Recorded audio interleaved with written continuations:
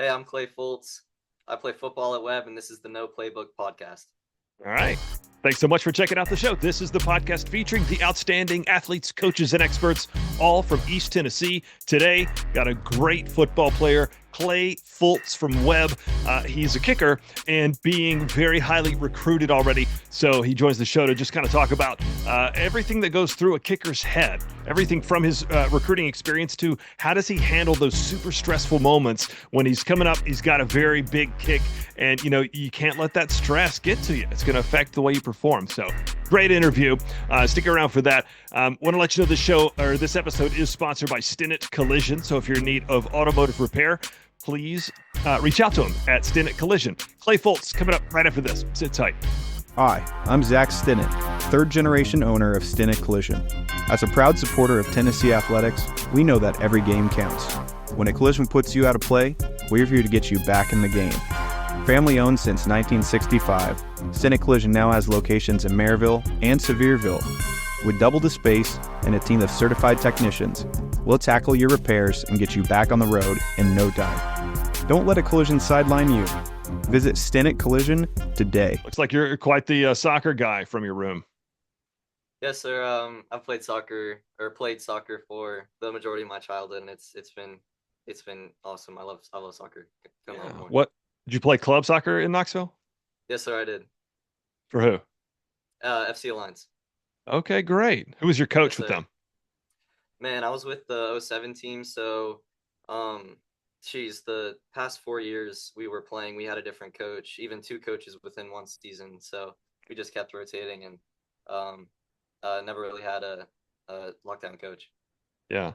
I do a lot of stuff with FC Alliance. I've actually started a little bit of a kind of a soccer spotlight feature for East Tennessee Yeah, soccer. And so Josh Gray with yeah, the Coach club. Gray. So Yes, sir. he's actually going to be on my episode coming out on Monday. That's Uh, awesome. and then John Schneider's son, Cameron. Yes, sir. Do you know Cameron? No, but John Snyder coached with me for a little bit in my last couple of years.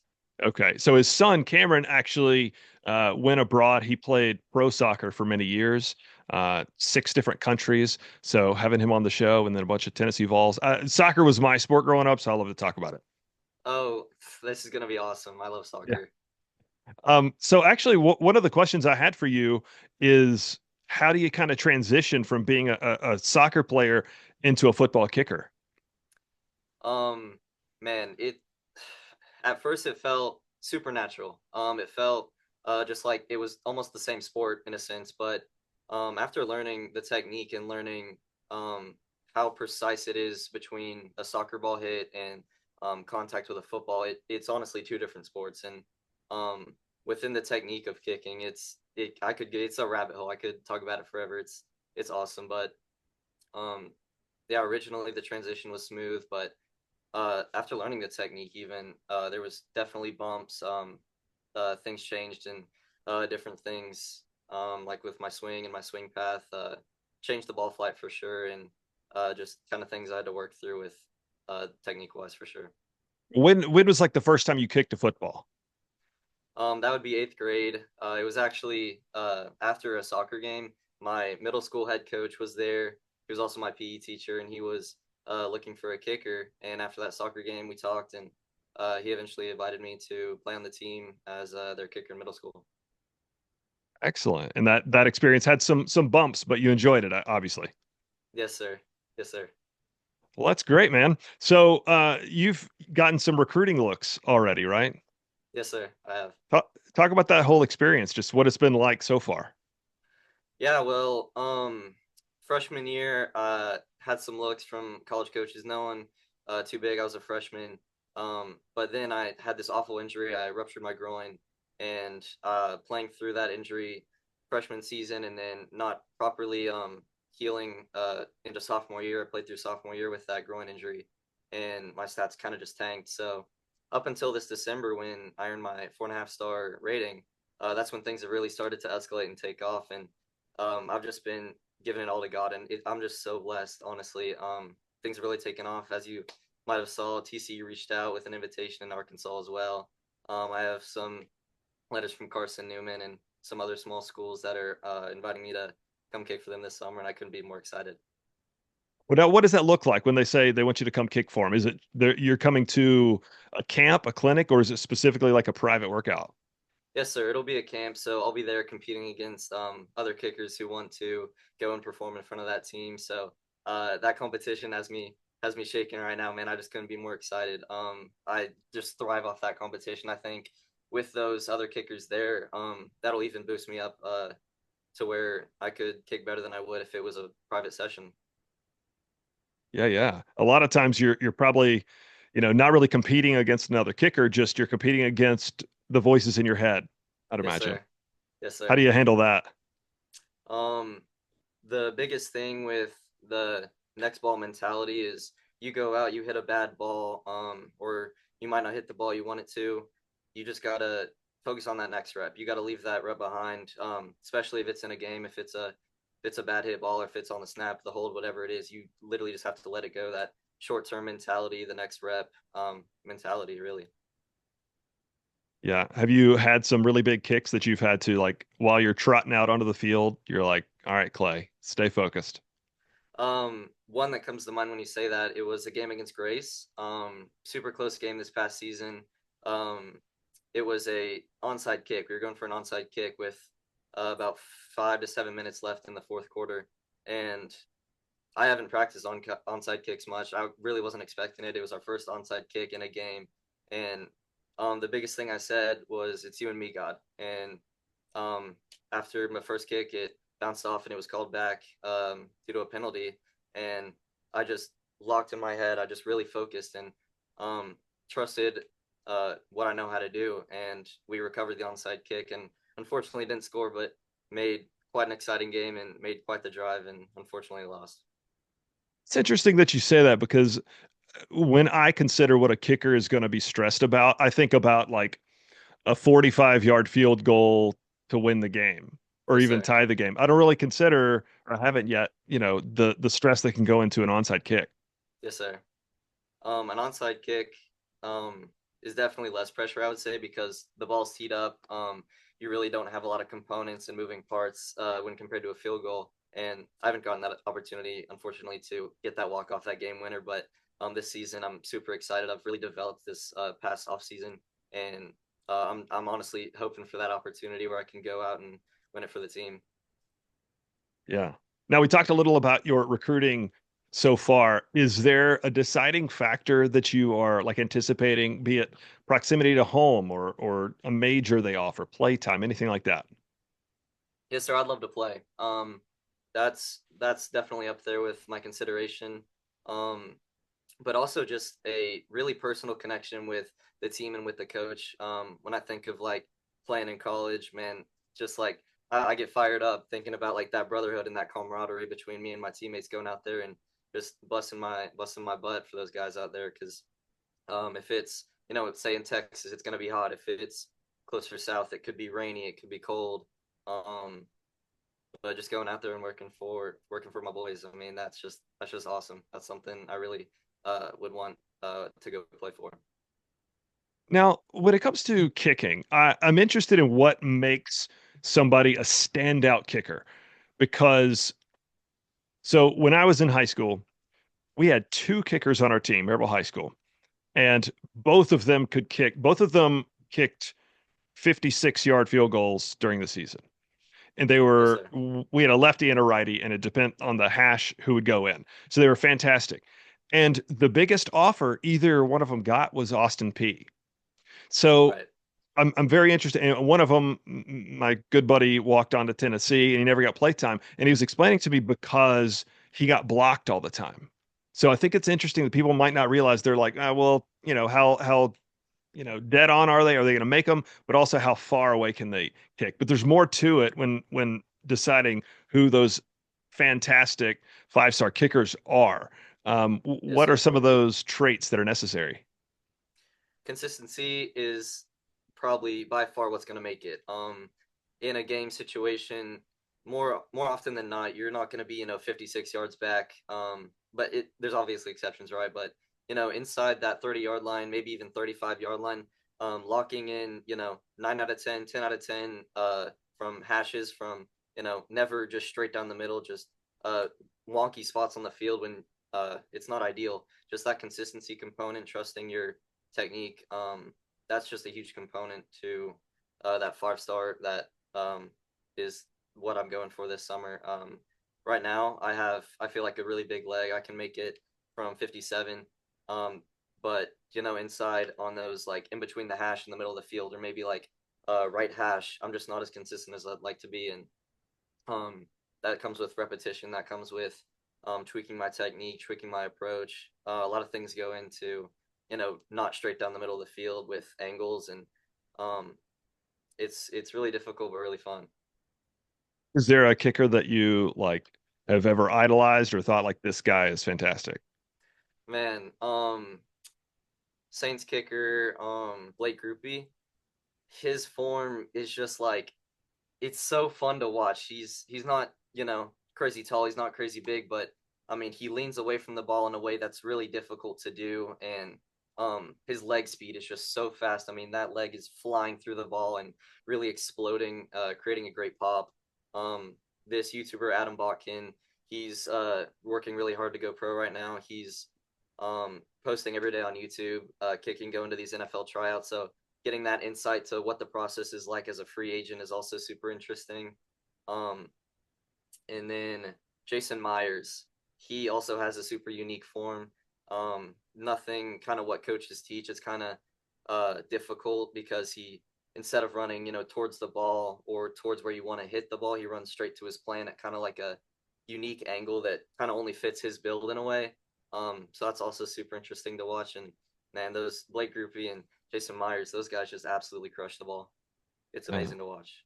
what's the hardest part about being a kicker? Mm. I would say mentality and physical management. Mentality being, like we talked about, that next ball, next rep mentality. You got to have short term memory. If you mentally or if you emotionally attach yourself to the outcome instead of the process, if you drive everything onto what's going to happen on this ball and you can't leave it behind, it's going to affect the game. It's going to affect the workout, the session.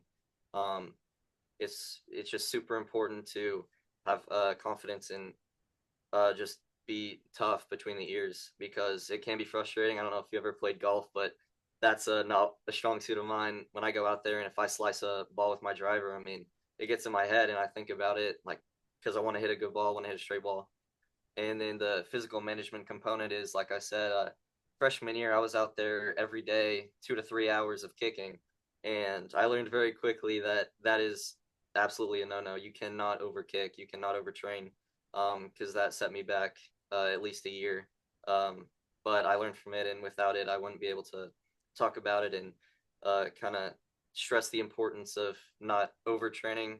But then there's also that component of you can't undertrain. You gotta be sore and still work. You can't wait for the perfect opportunity to train. It's never going to be perfect, which is also something that I've had to learn through this process. And uh, yeah, just that mental and physical components are super super difficult with kicking. What other kind of training do you do? Sorry, my mic.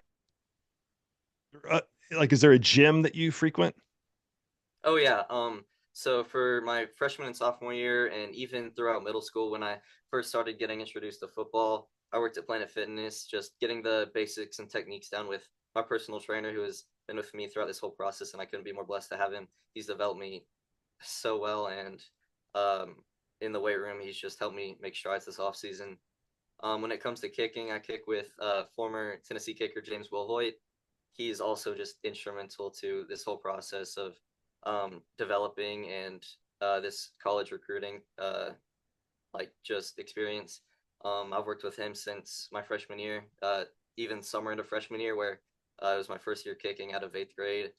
Um, so right now I'm in a senior program with him. We're kicking every other weekend for about 2 hours somewhere in Nashville, sometimes in Brentwood, sometimes in other fields. And I got to balance that with football. So it's very structured, my kicking schedule, because you don't want to hit a super heavy weight leg day and then the next day go out and kick because your legs are going to be fried, your legs are going to be tired, and it's going to affect your form. It's going to affect the session. I train 6 days a week. workouts Monday, Tuesday, Wednesday, Thursday, Friday, even sometimes Sunday if I get the opportunity. And then I kick usually one session alone, and then I'll kick one session with local kickers in the Farragut area. I kick with one coach in the Farragut area that coaches for the Farragut High School named Gerald. He's also just an amazing coach. He's really straight to the point, which I like. He's not going to beat around the bush. He's going to tell it to you straight. And getting that balance of by myself where I can really hone in on technique, getting that balance of getting coached by two awesome coaches and being around some other talent. Ryan McHugh, he's a great kicker here at the Farragut High School, named All State recently. Um, and being around that competition is also a blessing. I've seen that Will Hoyt's still doing the coaching. I remember when he kind of got started doing that. Yes, sir. That's great. Um, so now, what about you personally? Is there something that very few people know about you?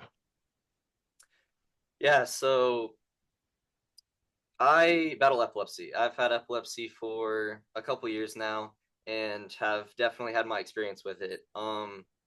It's been a process. I had a grandma seizure a couple summers ago, It's which led called a me grandma to seizure.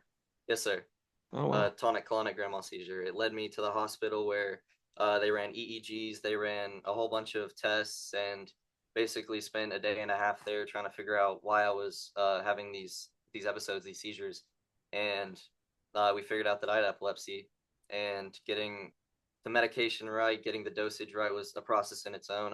I wasn't stable right off the gate, and just past this recent past year, I've been at what 1 year seizure free.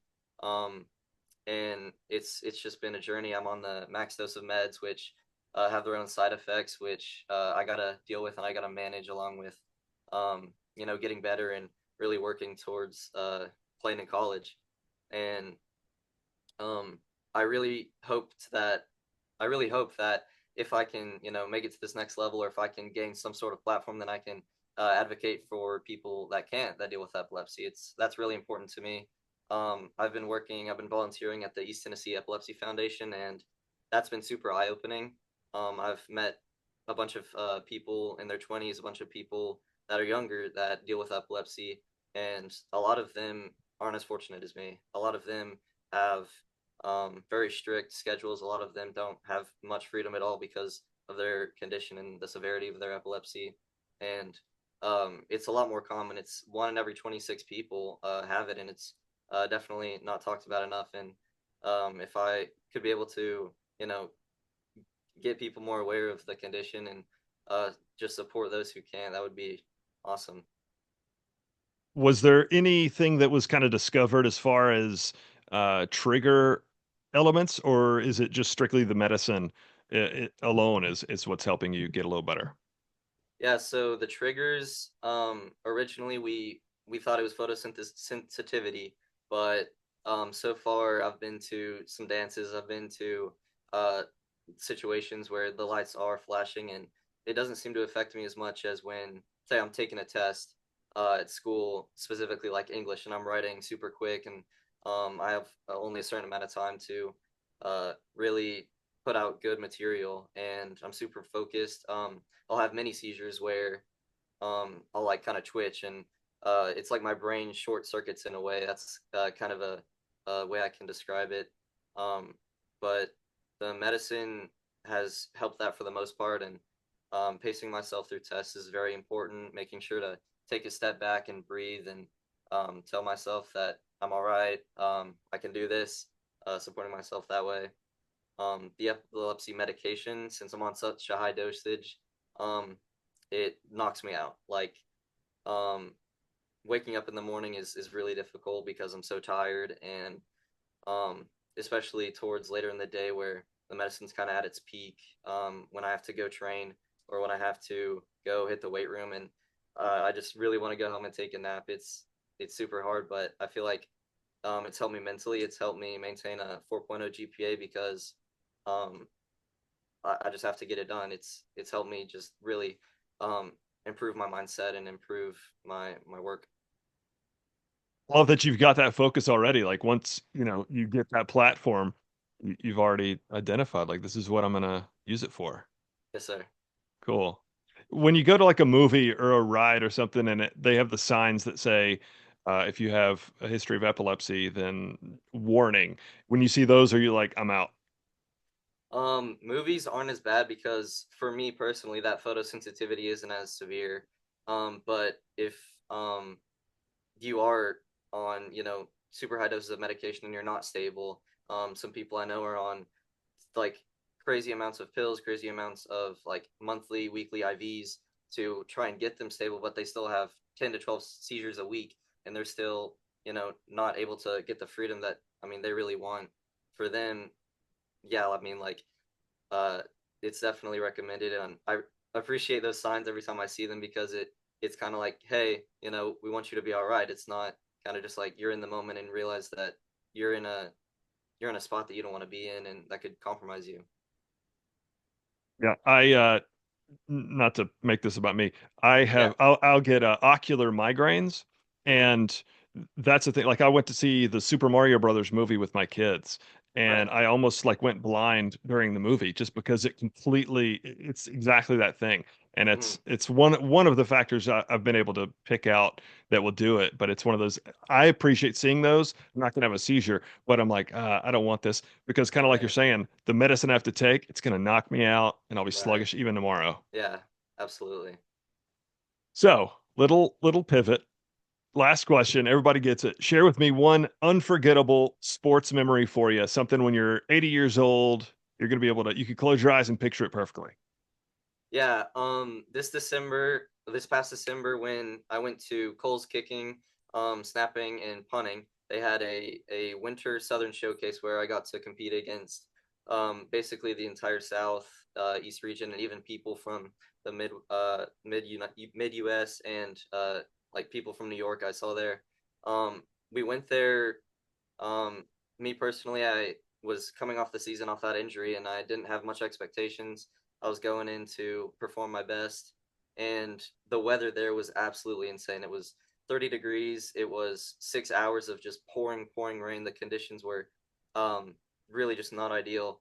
And even like the coaches there with their paper charting our stats of our kickoffs, our punts, our field goals, and their papers got soaked.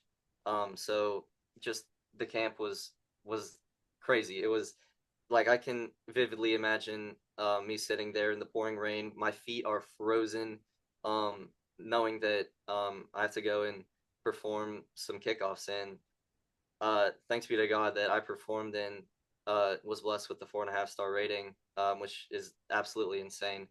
Um, After the camp, I did have pneumonia and I was bedridden for 3 weeks, um, which was definitely kind of like a trade off for that 4.5 stars. But this May, I'm going back to their Southern Showcase in Atlanta, Georgia, going for that 5th star, and hopefully the weather will help me out a little bit on that one. That is nuts, man. I'm glad you were able to perform, but geez. Yes, sir. It definitely came down with that mental aspect. Can you stick with your technique? Uh can you trust your process? Can you trust your body, your muscle memory in crazy conditions like that? And if I can kick in those conditions, that just gives me even more confidence to go out and make a big kick when conditions are more favorable, or even go perform when conditions are much like that. Yeah. I said that was the last question, but I just remembered something I asked Max Gilbert, Tennessee's Yes, kicker. sir. Uh, and that is when you watch other football, like just you're watching the Vols or whatever team you support. Are you cheering for the kicker no matter who it is? Um, I'm a big Vol fan. I'm a big Georgia fan. My family loves Georgia. I'm with the Vols, so if it's Alabama, Tennessee, I'm obviously gonna root for that Tennessee kicker if it's a game winner. But I also know the Vandy kicker personally, Brock Taylor. He graduated from Catholic. Just awesome guy. Really helped me my freshman year kind of understand the basics. But for the most part, yeah, I'm gonna want that kicker to make it because they miss that ball, they're gonna hear about it. They're gonna uh, have people talking to them, getting in their head, and it's not favorable. Especially if it's not on them or if it's on uh, it's just the outside elements. Um, but Tennessee, Georgia, I'm gonna root for them. Unfortunately. Yeah. Well, the reason I brought it up is so when I watch football with my wife, Yes, sir. anytime there's a kick of any kind, especially one that's in a really highly intense moment, uh, even if it's against Tennessee, and she drives me crazy with this, but I guess it's because I have a 15-year-old son, another 13-year-old, and she says like, "Oh, bless his mother." I bet Right. she is so nervous right now. Yes, And I'm like, sir. "What are you doing, lady? We're cheering for Tennessee here. No, I hope he misses the ball entirely." And she's like, Right. "No, no. His mom is so nervous. I hope he makes it and Tennessee wins in overtime or whatever it is." And I just found that funny. Yes, sir. Um, my mom has absolutely been through it just with epilepsy alone. She has been there for all four of my seizures and even some minor ones building up to my first one. So I mean, me taking my meds on time alone has her stressed, and especially if I'm going to play for a team in Texas, a team out of state, a team far from home. I mean, just me being away from the house is gonna have her stressed already, and then if I'm in that situation where I got to make a big kick, man, I can't imagine what she'd be feeling and thinking. Yeah. Well, here's hoping that you're kicking in Knoxville soon. Yes, sir. I mean, in the big stadium. Yes, sir. That sounds good, man. I really appreciate it. I'll put this together and have it out in a couple weeks. Yes, sir. I can't thank you enough for setting this Y- up and giving me the opportunity. You got it, man. And I learned about one of your recent offers from your mom's Instagram post. Yes, sir. So, that was cool that your mom being super supportive. I was like, oh, let me look into this guy. I got to have him on. Yes, sir. She's the best mom I could ask for. Excellent. All right, buddy. Have a good one. Happy Easter. Yes, sir. Happy Easter. Have a great weekend. See you, Clay.